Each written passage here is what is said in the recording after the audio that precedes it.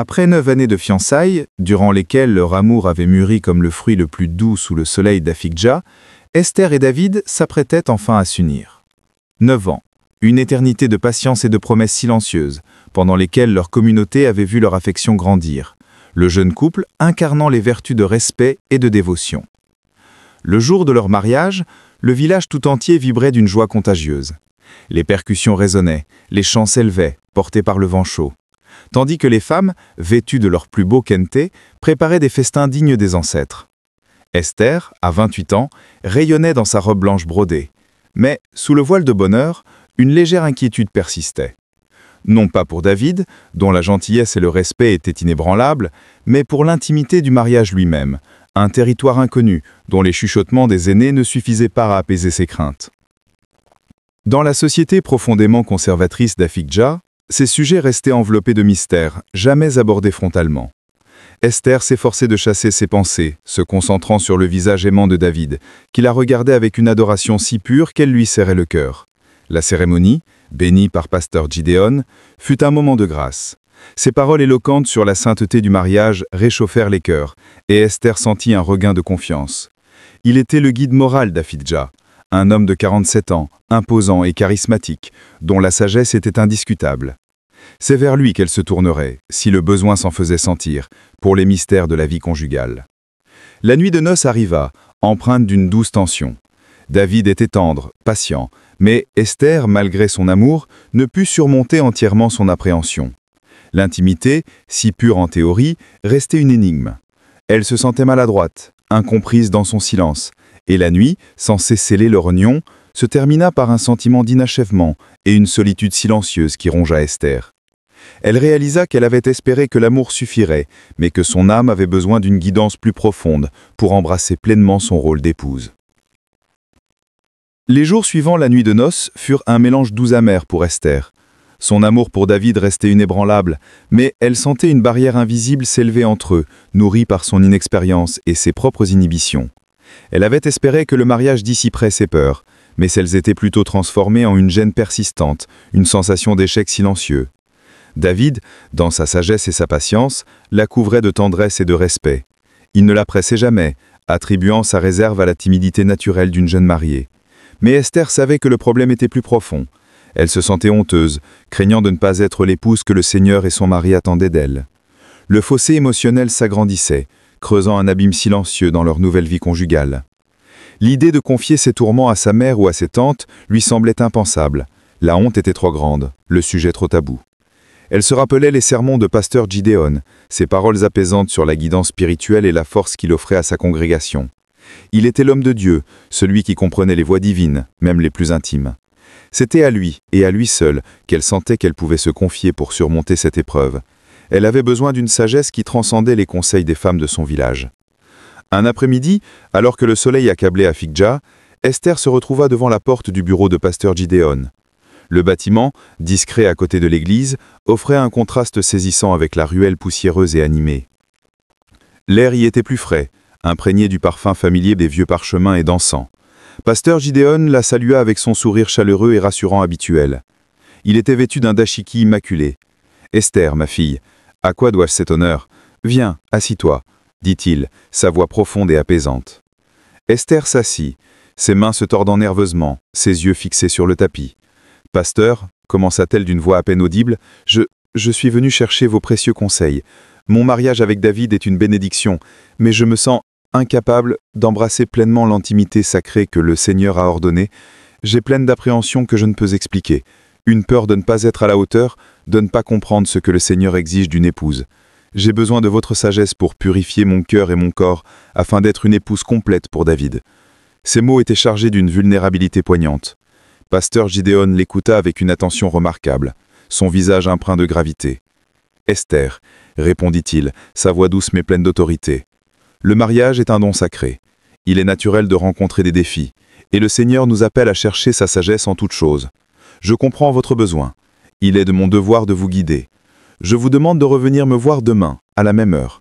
Nous prendrons le temps nécessaire pour discuter de la manière dont vous pouvez honorer Dieu, votre mari et vous-même, en toute sérénité, et dans la pleine compréhension de cette nouvelle étape sacrée de votre vie. » Esther remercia.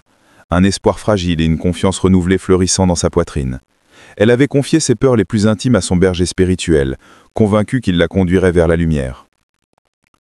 Le lendemain, Esther retourna au bureau de pasteur Gideon, son cœur battant entre espoir et une nouvelle curiosité. Elle avait passé la nuit à ruminer les paroles du pasteur, sa promesse de guidance, et se sentait un peu apaisée. Pasteur Gideon la reçut avec sa courtoisie habituelle, son sourire confiant éclairant la pièce. Les premières discussions furent ancrées dans la théologie, le pasteur parlant des paraboles bibliques sur l'amour conjugal, l'engagement et la sacralité du corps dans le mariage, des principes que Esther avait toujours chéris. Cependant, au fil des jours, la nature de leurs entretiens commença à dévier subtilement. Les rendez-vous, initialement tenus dans le bureau, se déplacèrent vers une petite salle d'études atnéante, plus isolée, que le pasteur décrivait comme plus propice à une contemplation spirituelle profonde. La pièce était plus d'ombre, l'air plus confiné, et l'intimité forcée y installa chez Esther un malaise croissant. Pasteur Gideon commença à utiliser un langage plus personnel, enveloppant ses conseils dans un voile de rhétorique religieuse. Il insista sur la nécessité pour Esther de purifier son corps et son esprit pour recevoir pleinement la bénédiction conjugale. Il parlait de l'importance de l'ouverture totale à l'esprit, qui selon lui, devait aussi s'exprimer par le corps. Un jour, il lui demanda de décrire ses sentiments les plus profonds concernant son corps post-mariage, ses attentes non comblées et ses craintes, avec une précision qui la fit rougir et lui serra la gorge. Ces questions, détaillées et intrusives, étaient toujours formulées avec une gravité pastorale qui rendait toute objection impensable. « Le Seigneur ne nous laisse pas démunis, ma fille, » lui dit-il, son regard soutenu. « Il nous donne les outils pour naviguer dans tous les aspects de la vie, incluant les plus intimes. Pour cela, je dois comprendre votre réceptivité spirituelle et physique. Il faut que votre corps soit aussi réceptif que votre âme à la bénédiction divine de l'union. » Il introduisit ensuite l'idée de rituels de purification spéciaux, des pratiques censées préparer Esther spirituellement et physiquement à une union conjugale complète. Il parlait de bains purificateurs à base d'herbes, d'huile bénie et de prières spécifiques à réciter. Un après-midi, il lui tendit une petite fiole d'huile parfumée, l'instruisant de l'appliquer à des parties spécifiques de son corps chaque soir pour ouvrir les canaux de la bénédiction divine et chasser toute impureté ou peur ancrée qui entrave la plénitude de son mariage. Esther obéit, bien que chaque application lui inspirât un malaise grandissant. L'odeur douceâtre de l'huile commença à lui évoquer non pas la sainteté, mais une vague inquiétude.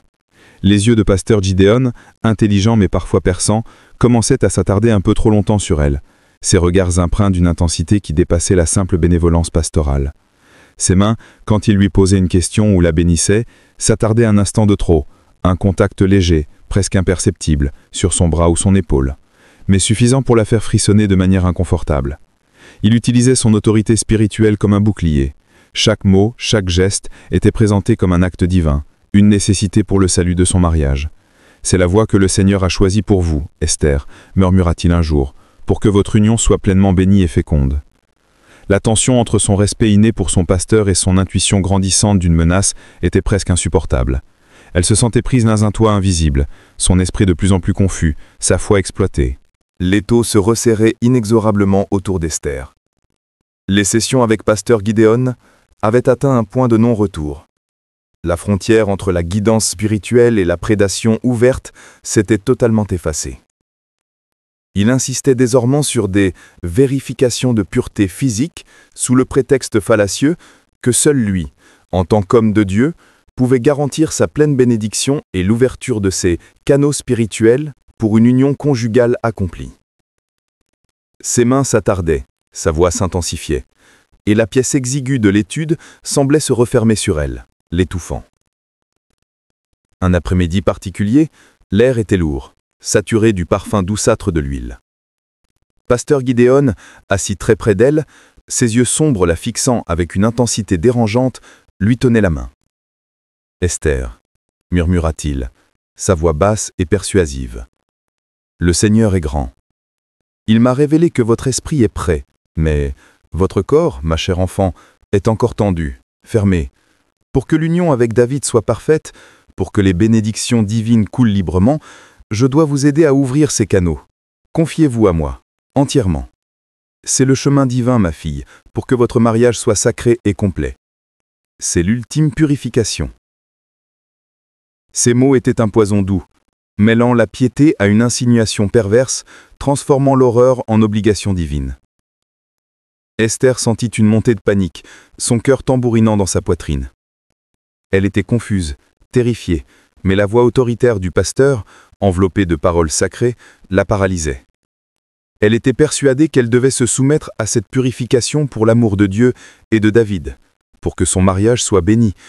L'homme qu'elle avait vénéré comme un berger était devenu un loup déguisé, utilisant la foi comme arme. Ce n'était plus de la guidance, c'était une agression imminente, voilée par la sacralité qu'elle acceptait sous le poids de la manipulation. Le pasteur accomplit alors son acte de profanation, détruisant l'innocence d'Esther sous le couvert d'une bénédiction pervertie. L'esprit d'Esther fut envahi par un choc profond. Elle se retrouva brisée, non seulement physiquement, mais aussi spirituellement. Elle était déflorée, non par l'homme qu'elle aimait et qu'elle avait épousé, mais par celui en qui elle avait placé sa confiance la plus sacrée. Une honte incommensurable l'envahit, mêlée à une confusion accablante. Avait-elle mal interprété? Était-ce vraiment la volonté de Dieu, comme le pasteur le lui avait dit, pour purifier son corps et le rendre réceptif? Le pasteur, le visage impassible, se leva. « Maintenant, ma fille, le Seigneur vous a purifié. Votre mariage sera une source de joie et de fécondité. Mais ce que nous avons fait ici, c'est un secret entre le Seigneur, moi et vous. Ne le partagez avec personne, car les voies de Dieu sont mystérieuses pour les profanes. » Esther hocha la tête, les larmes coulant silencieusement sur ses joues, le corps tremblant, l'âme souillée. Elle était piégée, sa pureté volée, son mariage menacé par un secret qu'elle ne pouvait concevoir de révéler. Les jours qui suivirent l'acte de profanation furent un enfer silencieux pour Esther. Son corps portait les marques invisibles d'une trahison inimaginable, et son âme était en lambeaux. Le mariage avec David, autrefois une source de joie et d'espoir, était devenu une prison de culpabilité et de honte. Chaque regard de David, chaque geste de tendresse, lui brûlait la peau, la rappelant à sa pureté volée et au lourd secret qui pesait sur elle. Elle se sentait souillée, impure, et la joie conjugale qu'elle avait tant espérée lui semblait désormais impossible. Elle évitait l'intimité, inventant des prétextes de fatigue ou de maux de tête. Et chaque mensonge creusait encore plus le fossé entre elle et l'homme qu'elle aimait. David, déconcerté par son changement radical, la trouvait distante, ses yeux souvent voilés d'une tristesse qu'il ne pouvait percer. Il tentait de la réconforter, de comprendre, mais Esther, prisonnière de la parole de pasteur Gidéon et de sa propre honte, restait murée dans son silence. Comment pouvait-elle lui dire que le pasteur de leur église, l'homme qui avait béni leur union, était la source de sa profonde détresse? Elle craignait non seulement d'être jugée ou de ne pas être crue, mais surtout de déshonorer David et leur famille. Elle se forçait à paraître normale lors des réunions communautaires, son sourire faux et ses yeux éteints trahissant une souffrance insupportable. Elle cessa d'aller à l'église, prétextant des maladies mineures, craignant de croiser le regard de pasteur Gidéon, qui, lui, la saluait toujours avec une fausse bienveillance, renforçant son sentiment d'impuissance. Un après-midi particulier, elle s'aventura dans la cour de l'église pour récupérer un objet oublié. Ses yeux virent une scène qui allait changer le cours de son fardeau. Une jeune femme, Naomi, à peine plus jeune qu'elle, la tête baissée et les épaules tremblantes, sortait discrètement de la même petite étude de pasteur Gidéon. Un instant, leurs regards se croisèrent. Dans les yeux de Naomi, Esther vit son reflet, la même confusion, la même honte cachée, la même terreur muette. Ce n'était pas une coïncidence, ce n'était pas une erreur de jugement, ce n'était pas un rituel de purification divin unique pour elle, c'était un schéma, une prédation systémique. Une bouffée de colère juste traversa Esther, balayant une partie de sa honte et de sa confusion. Elle n'était pas seule, elle n'était pas folle. Ce que pasteur Gidéon avait fait n'était pas la volonté de Dieu, mais un acte monstrueux. Cette image fut le catalyseur. Esther ne serait pas une autre victime silencieuse. Elle ne permettrait pas à ce loup de continuer à dévorer les âmes des femmes fidèles. La dignité de son mariage avec David, la pureté de son amour, exigeaient la vérité. La vision de Naomi et la reconnaissance de sa propre souffrance dans les yeux de l'autre femme avaient allumé une flamme de détermination dans l'âme d'Esther. Elle ne pouvait plus vivre dans le silence, étouffée par la honte et le secret. La vérité, aussi douloureuse soit-elle, était la seule voie vers la liberté. Ce soir-là, alors que le crépuscule peignait le ciel d'Afidja de teintes d'orange et de pourpre, Esther se dirigea d'un pas déterminé, non pas vers sa maison, mais vers celle de David. Son cœur battait la chamade, non plus de peur paralysante, mais d'une résolution implacable. Elle trouva David sous l'ombre fraîche de l'arbre à mango, en train d'affiner une machette pour le jardin, son visage doux et concentré. Il la regarda, ses sourcils se fronçant en voyant son visage marqué par l'émotion et les larmes. « Esther, que passe-t-il? Tu as l'air bouleversée. » Les mots s'échappèrent d'elle en torrents désordonnés, mêlant de larmes et de rage contenues. Elle lui raconta tout, les sessions de guidance post-mariage, les questions intrusives, l'huile bénite, les contacts déplacés, la terreur grandissante et enfin l'acte de profanation sous le couvert d'une purification divine. Elle termina en lui parlant de Naomi et de la réalisation glaçante qu'elle n'était pas la seule. David, initialement stupéfait et silencieux, écoutait, son visage s'assombrissant à chaque révélation. Son regard passa de l'incrédulité à une fureur glacée, puis à une douleur profonde pour sa femme bien-aimée. Ce n'était pas l'Esther timide et anxieuse qu'il connaissait, mais une femme blessée, en colère, exigeant la vérité et la justice. Lorsqu'elle eut fini, le silence s'abattit lourd de la gravité de ses aveux. David se leva, son corps tendu de colère, mais ses yeux remplis d'une tendresse infinie pour Esther. « Pasteur Gideon, je n'arrive pas à le croire. Il a osé ?» Sa voix était un murmure dangereux, vibrant de rage contenue. Il la serra fort contre elle, un geste de protection et de réconfort, qui la fit sangloter. Mais cette fois, des sanglots de relifement. « Nous allons faire face à cela ensemble, Esther. Tu es pure, mon amour. C'est lui qui est souillé. Tu as été trahie, mais tu n'es pas brisée. Tu es la femme la plus courageuse que je connaisse. » Leur étreinte scella leur alliance contre l'injustice. La flamme de la vérité avait été allumée, et ensemble, ils étaient prêts à éclairer les ombres. Le lendemain matin, un vent nouveau soufflait sur Afidja. David, le cœur lourd mais l'esprit résolu, se présenta à la demeure de pasteur Gideon, non pas seul, mais accompagné de ses propres aînés, des hommes respectés de la communauté. La confrontation fut brève mais explosive. Le pasteur nia férocement les accusations, brandissant sa réputation et sa piété comme des boucliers, sa voix résonnant d'une fausse indignation. Mais les paroles d'Esther, transmises avec la dignité de David et le soutien silencieux des aînés, avaient semé la graine du doute. Les aînés écoutèrent attentivement, leur visage impassible, mais leurs yeux trahissant une profonde perturbation. Ils exigèrent une enquête plus approfondie. Les rumeurs, d'abord chuchotées dans les allées, commencèrent à prendre de l'ampleur. La force de la vérité d'Esther fut le catalyseur. D'autres femmes, ayant entendu parler de l'audace d'Esther et de David, commencèrent à se manifester, les craintes disparues par la reconnaissance d'une expérience partagée. Naomi, la jeune femme qu'Esther avait croisée, fut la première à témoigner, ses larmes et son récit confirmant le modus operandi de pasteur Gideon. Une vague de courage traversa la communauté. Le pasteur, confronté à l'accumulation d'épreuves et à la colère grandissante du village, fut démis de ses fonctions, sa réputation irrémédiablement brisée. Ce ne fut pas une victoire facile, mais ce fut une victoire pour la justice. Esther et David, au milieu de ce tumulte, commencèrent leur long chemin de guérison. Leur amour, loin d'être détruit par l'épreuve, fut forgé dans la résilience. David ne regardait plus Esther avec une simple tendresse, mais avec une admiration et un respect infini pour sa force et son intégrité. Esther, quant à elle, retrouva une nouvelle forme de pureté, non pas dans l'innocence perdue, mais dans la vérité et le courage qu'elle avait trouvé. Leur mariage, reconstruit sur la fondation solide de la vérité, de la confiance et du soutien mutuel, devint un témoignage éclatant. Ce n'était plus seulement l'union de deux âmes, mais le symbole d'une communauté qui, face à la trahison, avait choisi la lumière. L'histoire de pasteur Gideon devint un avertissement. Et Esther et David, main dans la main, prouvèrent que même dans les ombres le plus endrebées, la force de l'amour véritable et la quête de justice peuvent mener à une renaissance. Après la tempête, un calme fragile s'installa dans la vie d'Esther et David. La dénonciation de pasteur Gideon avait libéré Esther d'un poids écrasant, mais les cicatrices de la trahison restaient profondes.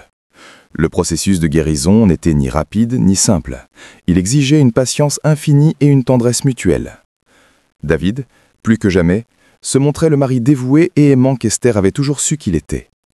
Il comprenait que sa blessure était invisible mais profonde, et il ne la pressait jamais. Au lieu de cela, il la soutenait par des gestes discrets de soin et d'affection. Une main posée sur son épaule, Un regard rassurant, des moments de silence partagés qui disaient plus que 1000 mots.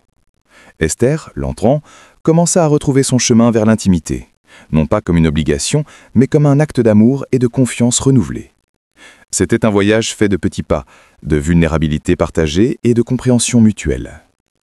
Chaque sourire échangé, chaque étreinte réconfortante, chaque moment de paix partagé les rapprochait. Ils parlaient, longtemps et ouvertement, de la douleur, de la colère, mais aussi de l'espoir et de l'avenir. David réaffirmait sans cesse l'intégrité d'Esther, lui rappelant que sa pureté résidait dans son cœur courageux et non dans les actes ignobles d'un homme. Leur maison, autrefois empreinte de la mélancolie d'Esther, commença à vibrer d'une nouvelle énergie. Ils passaient des soirées à rire, à planifier leur avenir, à partager des rêves. Esther retrouvait son sourire, celui que David aimait tant, et ses yeux brillaient de nouveau d'une lumière intérieure, non plus de l'éclat de l'innocence naïf, mais de la lueur plus profonde de la résilience et de la sagesse acquise. Les marques du passé ne disparaissaient pas, mais elles devenaient des rappels de leur force, de leur capacité à traverser l'adversité ensemble. Leur amour était devenu un témoignage vivant que la vérité, même amère, est le fondement le plus solide sur lequel bâtir une vie. La communauté, ayant été témoin de leur courage, leur accordait un respect particulier. Esther n'était plus la jeune mariée timide, mais une femme d'une force tranquille, un exemple pour d'autres femmes. Les autres femmes qui avaient été victimes de Pasteur Gideon trouvèrent en elle une confidente et une source d'inspiration pour leur propre guérison. C'était une guérison qui s'étendait au-delà de leur couple, touchant les cœurs et les esprits du village tout entier, prouvant que même les pires trahisons peuvent donner naissance à une force collective. Au fil des mois, Esther commença à se reconstruire, non seulement physiquement, mais aussi spirituellement. Le scandale de Pasteur Gideon avait laissé une cicatrice, mais il avait aussi ouvert les yeux de la communauté sur la nécessité de veiller les uns sur les autres et de ne jamais ignorer les chuchotements de l'injustice. L'Église, sous la direction d'un nouvel ancien respecté, commença à prêcher des messages de réconciliation, de protection des plus vulnérables et de transparence. Des groupes de soutien furent mis en place pour les femmes qui avaient été touchées, et Esther, avec le soutien indéfectible de David, devint une figure centrale de ce mouvement. Elle ne se contentait pas d'offrir une oreille attentive, elle partageait son histoire avec une dignité et une sagesse qui inspiraient le courage à d'autres de briser leur propre silence. Sa voix, autrefois timide, était devenue un puissant instrument de changement. La vie d'Esther et David était un phare d'espoir. Leur mariage, loin d'avoir été brisé, s'était transformé en un lien inébranlable, bâti sur une vérité durement acquise. Ils démontraient chaque jour qu'on pouvait surmonter les épreuves les plus sombres avec l'amour, la résilience et l'intégrité. Leur foyer devint un havre de paix, où l'honnêteté et le respect mutuel étaient les piliers. Ils eurent des enfants, des rires résonnant à nouveau dans leur maison, des symboles vivants de leur persévérance et de leur amour fécond. Esther ne cesserait jamais d'être la femme qui avait souffert, mais elle était aussi celle qui avait trouvé la force de se relever, de parler et de guider les autres. Son histoire, ainsi que celle de David, fut transmise de bouche à oreille, non pas comme un conte de victimes, mais comme une épopée de survivants, un rappel éternel que la lumière finit toujours par percer les ombres les plus épaisses.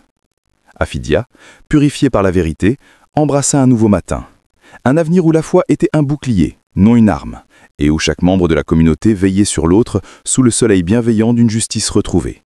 Le chemin avait été long et semé d'embûches, mais Esther et David avaient prouvé que même dans l'ombre du mal, le courage d'une seule âme peut éclairer le chemin pour tous et faire fleurir l'espoir dans les cœurs brisés. Merci d'avoir écouté cette histoire. Croire en Dieu, être religieux ou religieuse, c'est bien, mais garder sa dignité, c'est encore mieux. Sur notre chaîne Orunverse, nous partageons des histoires, drames et mythes inspirés de la réalité africaine, parfois basés sur des faits réels, légendes ancestrales, drames familiaux, contes de sagesse et récits de courage et d'autres vérités. Chaque vidéo est un voyage au cœur de l'Afrique, entre tradition et émotion. Cette histoire est destinée à un public mature. Notre objectif est de partager des histoires africaines, morales, inspirantes et culturelles, qui transmettent des valeurs telles que le respect, l'amour, la gentillesse, la persévérance et l'unité familiale, tout en offrant distraction et plaisir à travers nos films et récits. Tous les personnages et scènes sont fictifs ou inspirés de faits réels à des fins éducatives et inspirantes. N'hésitez pas à nous encourager en likant cette vidéo et surtout à vous abonner pour découvrir encore plus d'histoires qui divertissent et éduquent.